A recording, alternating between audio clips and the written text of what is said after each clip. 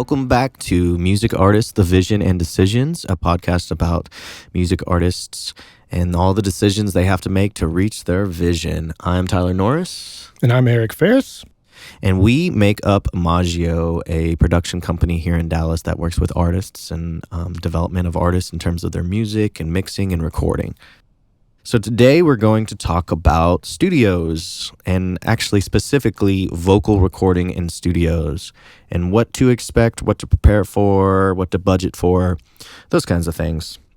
The first question right off the bat is, when should you go to a studio? That is an interesting question. Would you have any input on that, Eric? So it'll be a little different for everyone, but typically the way it works is you have, as an artist, you have an idea for a song, and there's lots of ways to flesh out your idea for your song. Everybody has, the ability to put down their ideas, even on their phone or on their laptop or, tablet or whatever. But specifically when you want to go to a professional studio is when you've got the song ready, the song's arranged, and probably by then produced, at least enough to get the vocals down. If you're bringing in all players, to actually play the song, obviously that would be a good time to go into the studio. So I think you're ready to go into the studio when you know the song and it's arranged. In other words, all the lyrics, all the top line, and all the melody is already ready to roll. That's when I think you need to start seeking out a professional studio. Mm-hmm. And why can't I just record that at home on my phone and send it off to a mixing engineer? Well, you could, but you probably wouldn't get the results that you want. And that's really what it comes down to is getting good results. There are a lot of good home studios, but a lot goes into the making one sound really good. And unless you've put the money into your own studio, you can't just throw up a podcast mic and record vocals on a song. You could, but again, if you're after the results that are like the songs on the radio, then you need to go into a well-treated room with a appropriate microphone to your voice. Yeah. So, speaking of that, $1,000 or let's say $10,000 microphone might not be as good as an SM7 depending on your voice. Yeah. So that's just something to consider. That was just a sidebar. The price of the mic isn't necessarily as important. A lot of factors go into that, whether it's a vintage mic or just a much sought after mic. But whatever your voice, the timbre of your voice and the frequency, there's certain mics that'll be better suited. And if you just have one microphone at your home studio, then that's probably the best mic for you, like more than half of the time, but not in every occasion. So it's good to have a variety. Yeah, and having it in a treated room, especially as a mixing engineer, when I'm mixing, I can hear a room and it has that really weird room echo, and once I start to compress it and EQ it and bring up the levels, and you can hear it, and the vocals just sound kind of funky. You get some comb filtering sometimes, depending on where they recorded it. So that's where a professional studio does come into play. It really does give you some nice isolation. If it's a good studio in a treated room with a good mic through a pretty good preamp with a good engineer that knows what they're doing and not making you clip and recording at the appropriate levels.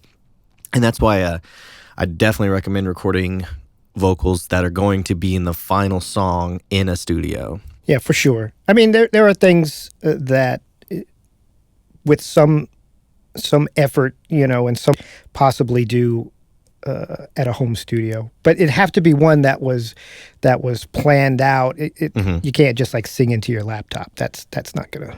We could. So this is another sidebar. I think like Sufjan Stevens, or he did something where he recorded it on his phone. So but that's an artistic choice, right? Yeah. And he was going after something. Exactly. Which, the microphones in our devices are actually pretty good. Not for a lead vocal, probably. Yeah. But, and we'll hit on this a little bit later, unless you want to jump into it now. One of the advantages of not recording at your home, unless you happen to have a live-in vocal producer with you, is even for seasoned veterans, self-producing vocals is a challenge. It's just you need a different set of ears than your own, because you're really locked into your song on a certain level, and you really need an objective perspective when it comes to what the listener is gonna be listening to. So we can touch on that a little bit. Yeah, might as well, since we're on the topic. When should you need a vocal producer? Why can't the engineer just do it, or can they just do it, or Well, you know? it depends on the individual, and it also depends on the song. I mean, if it's a pop song, like a Katy Perry song, which has lots and lots of vocal parts, and they interweave, and there's lots of stacks, and so it can be really complicated, or it can be real simple if it's just a piano vocal type of ballad, so to say. But those are tricky too, because the melody is everything in those songs. It carries the entire song. So even a slow ballad, where it comes in to play is the feel. And when I'm vocal producing, that's what I'm going for. I'm going for a performance. And Right. if you were to look at one of my sessions and look at the last take in the playlist and compare it to the first take, it takes a journey going from the first to wherever we ended up at, because it just does. It takes time. And when you're singing it yourself, sometimes I'll sing something and I'll be like, man, I really killed that. And I go back and listen to it, and it doesn't sound like what I thought it did in my head when I was singing it. And that's what another set of ears will do. And, there are engineers that can do that. I'm just saying it comes down to the individual. So if you're comfortable with them, then they could be the same person. Right. And coming off our last episode, we were talking about working with a producer. If you are working with a particular producer on a specific song sometimes, or an album, a lot of times the producer will want to be in the studio with you, so that, again, like what he's saying, that you can reach and convey that feeling, that performance in the vocals, and not just record the vocals.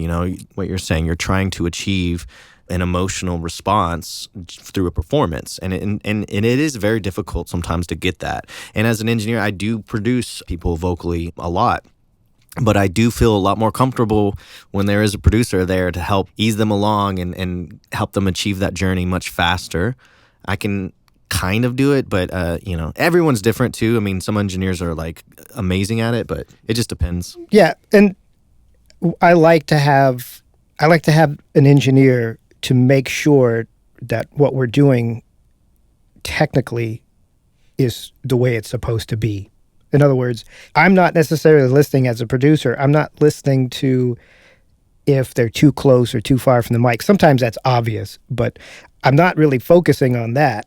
And the engineer will be focused on that. They'll be focused on the sonics of how this sounds and the technical things that go along with it. I'm listening for what they're bringing to the song, their performance. So I like to have two different brains doing those two different functions. Right. So that's something. Do you need a vocal producer? You got to assess your song and figure out where you've come from and what you want to do with the song to decide whether or not you need a vocal producer in the session with you. If you've been around this industry for a while and already put stuff out and are experienced at being in the studio, it's possible that you already have a plan. You've already put together everywhere where you're going to double your vocal and all your harmonies and all that. So maybe it would be less important for an artist like that. But definitely for somebody who's new to it, I think it would be in their best interest. And I think their results would be better. And I think they'd be happier with what they end up with the vocal producer. I'm inclined to agree with that one, just because I've been on both sides of that, and I understand how much goes into it. Kind of changing gears here, when someone's looking for a studio, because we're focusing on budget too, and like what to budget for. So studio prices can vary.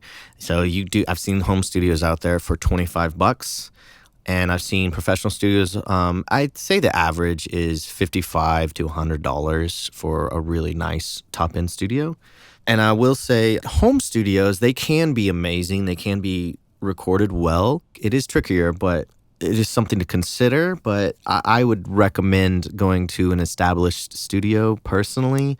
And you can always start out with a home studio, see what it sounds like, see if you like it, and then try to move forward with that. But would you have an opinion on that one? It would come down to the individual studio. One of the problems that some of the people that I know that work out of home studios, they have problems with sound from outside, whether it be they live close to somewhere where there's a lot of industrial noise coming in, or even on trash days. I'm really glad you actually brought that up because I was just mixing a song that the singer was singing, hitting one of her high notes, and I heard as the car was driving by. I can't really do much to take that out. I mean, I'm cutting out the low end, but it's those high end frequencies where the singer's voice mainly sits is now a car's driving by.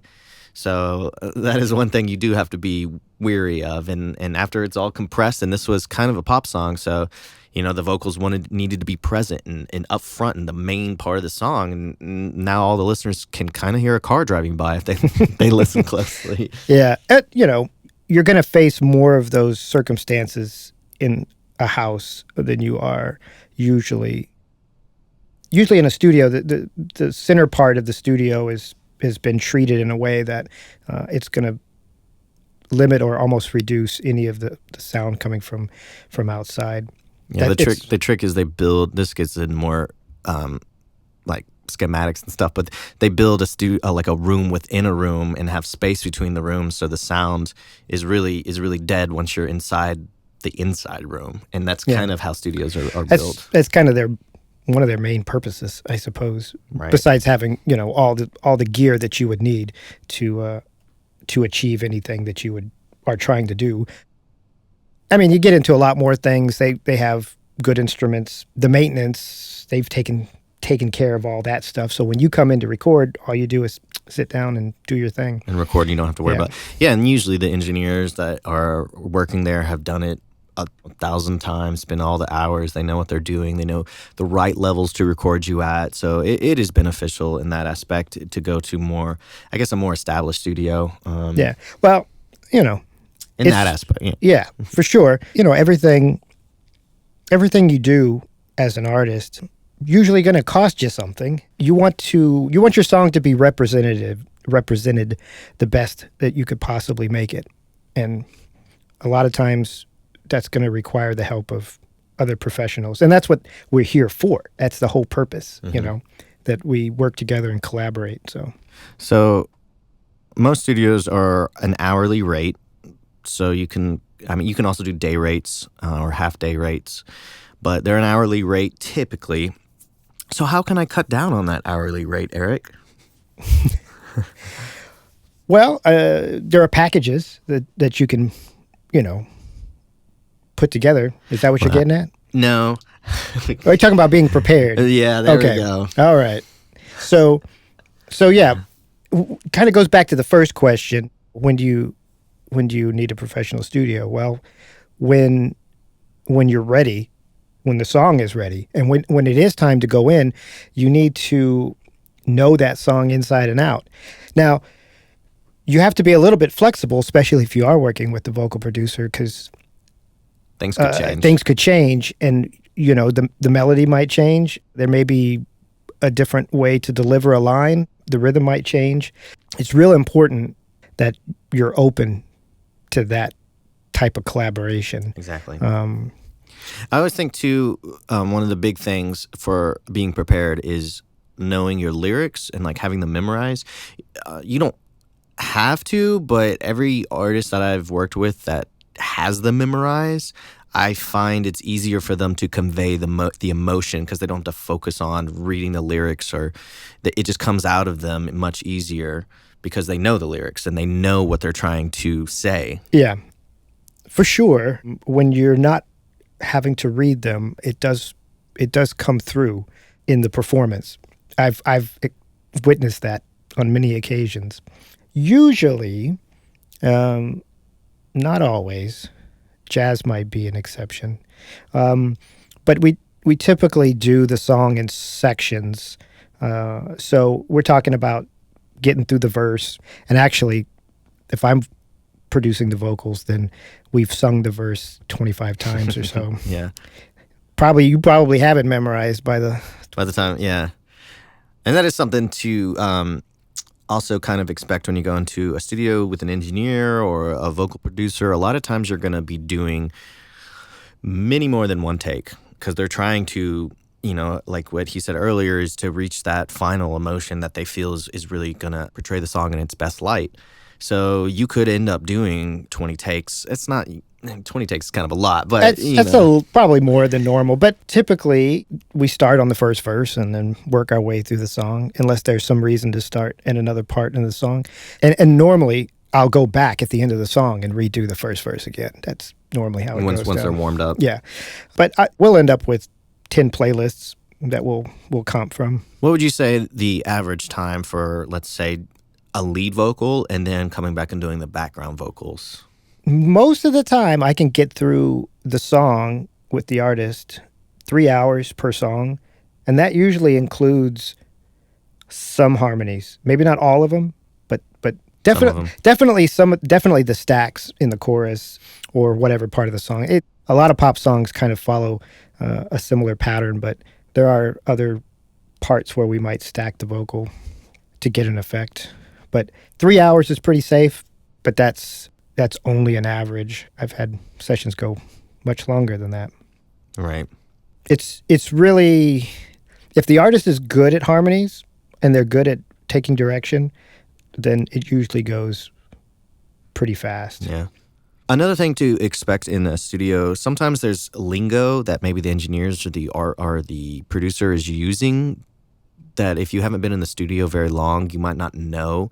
For example, if they're like, let's stack up the vocal, let's, I don't know, do some ad libs, let's, different stuff. I mean, that's just kind of baseline lingo. But if you don't know, it would be a good idea just to ask, because it's not going to hurt you to ask. But that is something to just be aware of. Sometimes when you go to the studio, you might hear lingo because it's just they're just trying to be fast when they're talking. They're like, all right, let's just double up the vocal now.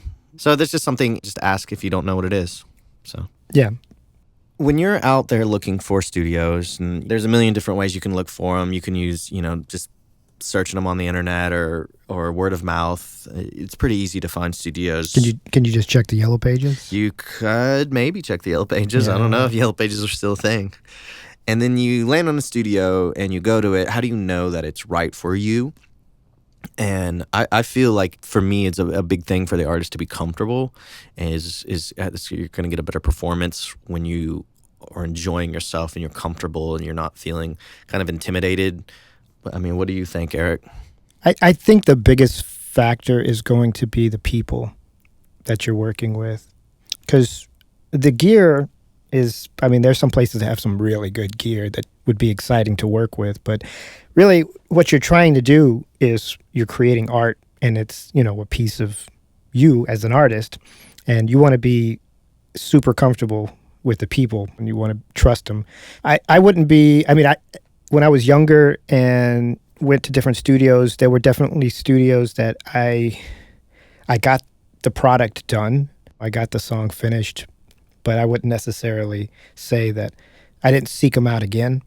But then there are people that I worked with that I still talk to today, even though it's been well over 20 years, and I would work with them again anytime. So I think it comes down to the people, and like anything in life, not everybody clicks or gets along, but when you find somebody that you do feel comfortable with, that's a super valuable thing, definitely in the plus column. Right. And don't feel bad about if you go to a session and you're just not feeling the recording and you're not enjoying yourself. I mean, don't feel bad about not wanting to go back. I mean, it is your art and your music, so a studio shouldn't be the one to decide what you want to do with it. It's you that should decide what you want to do with it. So it's something to think about, that's for sure. And then, so what do you do after you finish recording? I mean, do I leave and the song's done, or like how's that work? After the vocals have been recorded, typically the vocals are one of the last things you do. I'll say normally when I'm producing the song, I wait till the vocals are done, and then I'll go back and I'll do some sweetening on the music to play off of some of the things we did in the vocals. There might be something that I wanted to accentuate because of the vocal line, and might add a little bit of ear candy here and Right. there. So, but barring that, it's usually 99% done. I think the best thing to do is to sit with the song for a few days and really be sold on your performance. Don't overthink it. A lot of times people overthink it and they want to re-record it because they didn't think they did their best. But that's a whole nother 2-hour episode. Yeah, but we'll definitely have an episode on fears. I think that's going to be important. But for now, we're gonna skip over that. Yeah, but you want to sit with the song for a little while, and when I say a little while, like a day or 2 days, listen to it, and at that point, the song's not finished because it has a whole nother process that it needs to go through, which is Tyler's specialty, which is mixing and mastering. So that's a whole nother part. Yeah. Well, it's just good to sit with it. And kind of before we move on, one thing I did want to touch on is another thing for being prepared is when you do book a session, see if you can send the music or see if they'll prep the session before you get there. Sometimes they won't, but I do think it makes it easier for everybody involved to have the session prepped when you get there so you can pretty much just start recording right away. That's usually better for you. Just it doesn't hurt to ask if you can do that. That's just one thing to consider as well. Yeah, I charge extra for that. A lot, like $20 million extra. No. To keep this episode short, I think that's all we're going to touch on in terms of, the questions, and maybe we'll touch on some other stuff later when you're considering or trying to make decisions on what studio you want to go with or if you want to go with a studio. But for now, I think that's good. That'll give you guys a good start to go out and start making some music, start recording some vocals, and experience, is important. So, maybe you do just, get your demos down and go record at a studio to see where you are. You don't have to be God tier prepared, but it helps a lot. But I think that, the more you do it, the better you're going to get at it. And that's something I've seen with my clients and Eric as well. The third or fourth time they come into the studio, they've got it. They're prepared. They know what they're doing. They're feeling comfortable. One thing I will say too, nerves is a big issue. So when you first come into a studio, it can be kind of nerve-wracking to sit in front of a mic and finally be having someone else listen to yourself. Don't worry about that. That is a problem, but it'll go away with time. And so you just keep practicing, keep getting better. I think you'll be happy with your work at the end of the day if you're doing everything you can to make it the best version of itself it could be, and surround yourself with people that want to make your music the best version of itself. Anything you would want to say on that, Eric, before we close? No, you summed it up real good. It's like anything that you do. The more you do it, the better you'll get at it. So you do have to start somewhere, though. Right. So, yeah. Well, thank you guys very much for listening to our podcast, The Music Artist Division and Decisions. We, again, are Maggio. I am Tyler Norris. And I'm Eric Ferris. You can find us at ma6io.com. That is our production website. And if you have any questions, we do have a contact there. If you have more questions involved with that, maybe we can help you out and more specific or detailed questions. We're more than happy to, kind of reach out and maybe answer those questions for you and see if you need anything, get to know you a little bit. So, and I guess we'll see you guys. Well, I guess you'll hear us sometime in the future. And we hope to see you maybe one day. Yeah. Till next time. Adios.